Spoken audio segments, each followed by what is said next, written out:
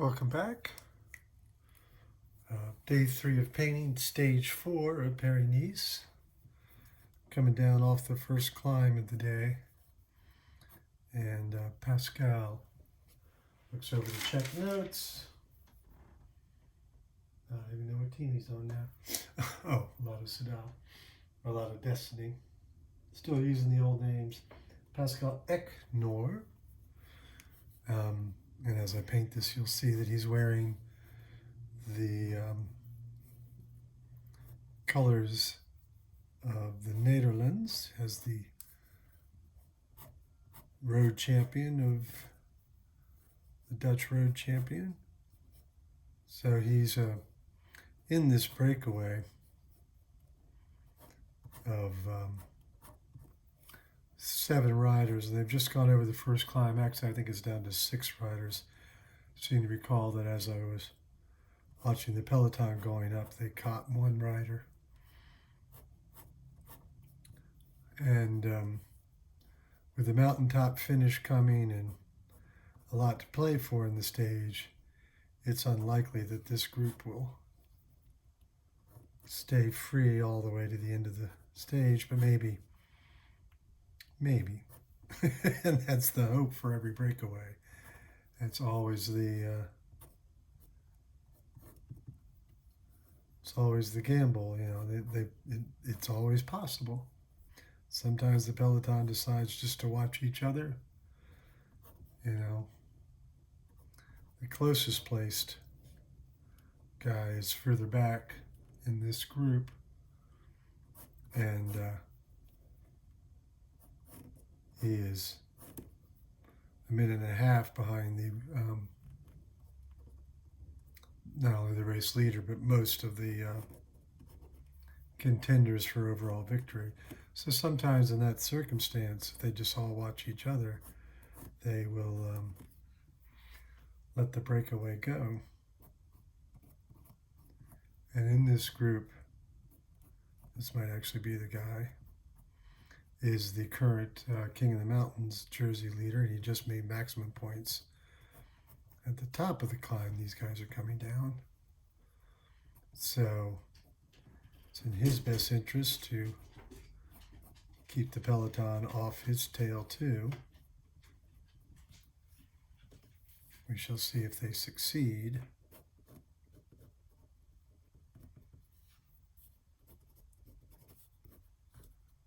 But so he's looking behind. They're just about to the base of the climb. So he's sort of looking back to check,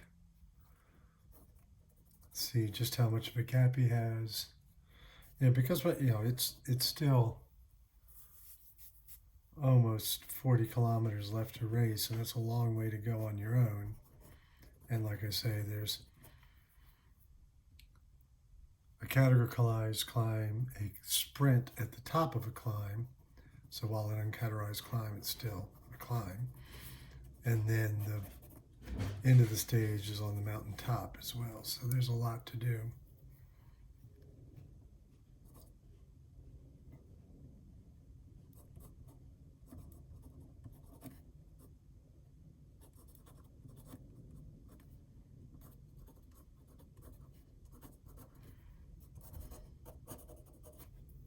Just realized I didn't label the back of that one.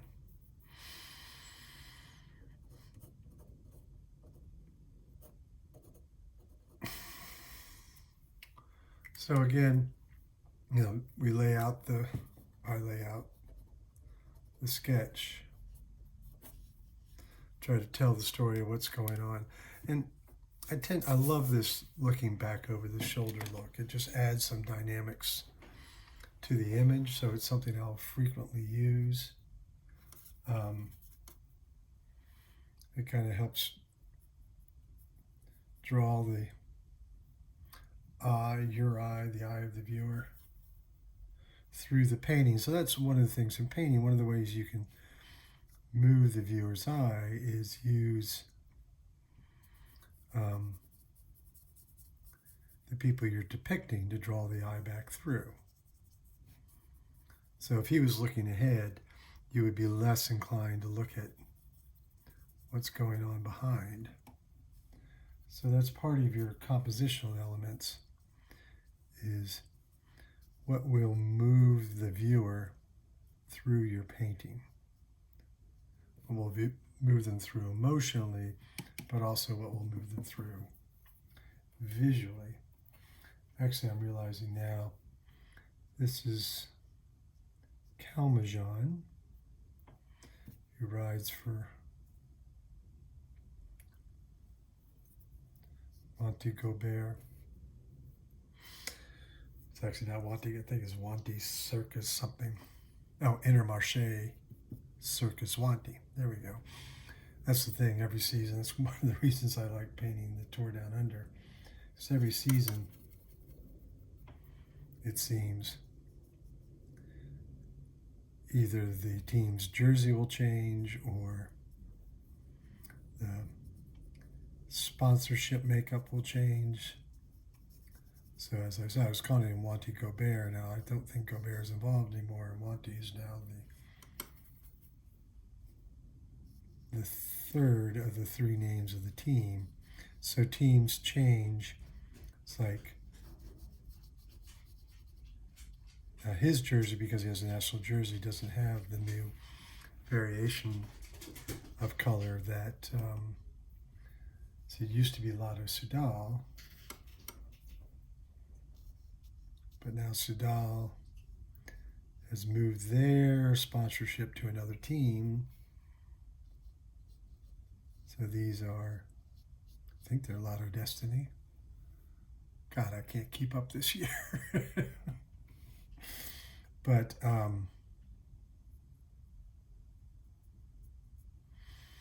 yeah, so, but what I was saying, so the Tour Down Under is a chance to start the season in new colors, new names. So that's also after a couple months of no racing, or let's be more accurate, no road racing. And I tend to, there are races I don't usually, I think I've only painted the Vuelta once. So usually there I paint the Tour, and then if it's the Olympics here, I paint the Olympics, and then that kind of marks the end of my season, with the exception of the World Championships. And there's a few more road races, and then we move on to cyclocross, which is just something. And cyclocross is exciting. So cyclocross is kind of a hybrid of mountain bike riding, and so they're riding bikes more that look more like regular road bikes.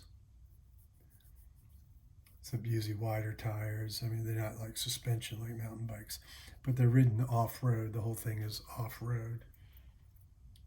I've lost my TV controller. Where did I put it? I've lost my image. Oh. Remember when I said checking notes? I just hid them. Hid the TV remote. So the screen has a timeout on it, and it will go blank or go black if it sits there idle for too long. Great for energy conservation, but not so great when you're painting from the image on the screen. And so again, that's how I do this. So I'm watching the race as close to live as possible. Got a little bit of a late start today, and then as I watch, I see an image like this. And this one I had to actually back up a little bit and catch it.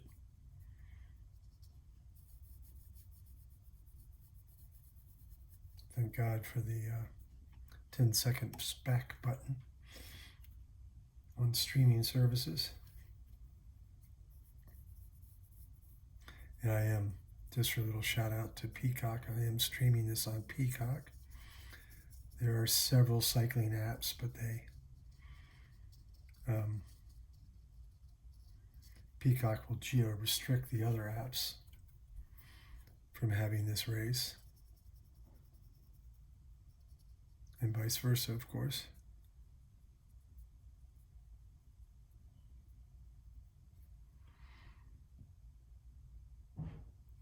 And of course, this helps because otherwise, like in the past when it was all just broadcast, they would show the more obscure, well, hardly obscure, they're not, Paris-Nice is not an obscure race, but to most Americans don't watch, most Americans don't watch cycling full stop. Just realizing that right there should be flesh tone.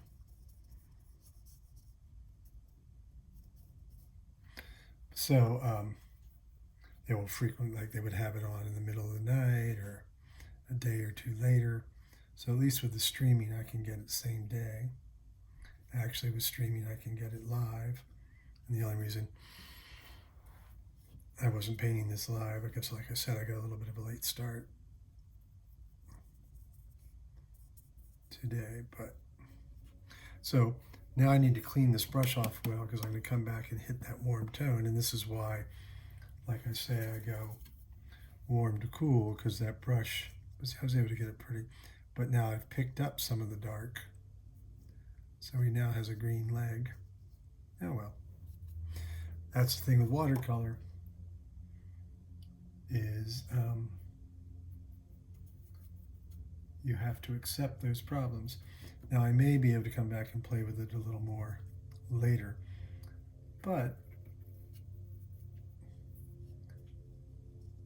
one of the ways you discover things is by making mistakes. And so that told me that a great way to get this sort of greeny brown tone was to use this pseudo black, where the mixing area, can you see it there? Mixing area, and pick up some yellows and a little bit of sienna to get these trees. Now, obviously it's spring.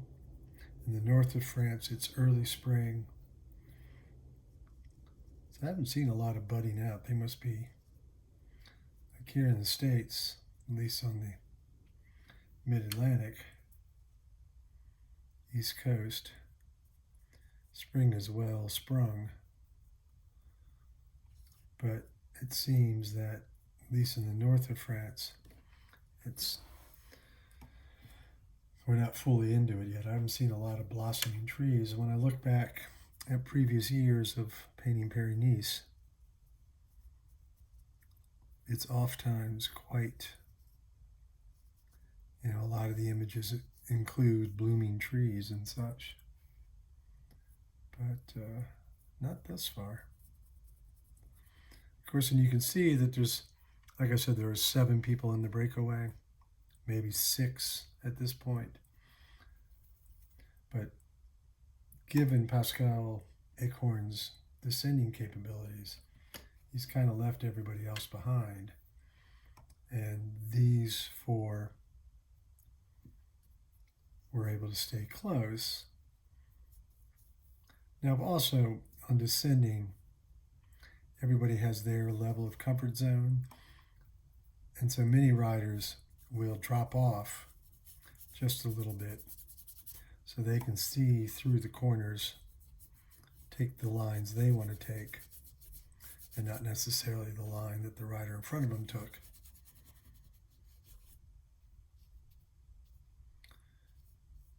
Because it can be, I'm also realizing he's got dark socks on.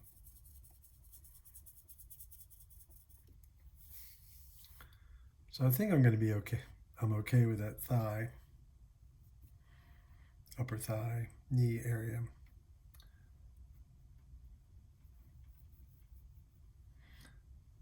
So I should again remind you all, so you can see all of this work. You can read about the paintings and the race and my paintings of the race at theartofcycling.blogspot.com. And then all the work is for sale at my website, gregleach.com. And the easiest way to find the paintings, because it's in a gallery called Perry Nice, and it has previous years of Perry Nice. So if you go to the blog, theartofcycling.blogspot.com, find the particular painting blog post that you like, and they're in sequential order. There's a link at the bottom of each post straight to the website, so you can find the easiest way to find and purchase the painting. If you like what you see, please give it a thumbs up. If you want to see these paintings as they pop up, not only for this race, but for ensuing races, be sure to subscribe. And as always, I appreciate you taking time to watch.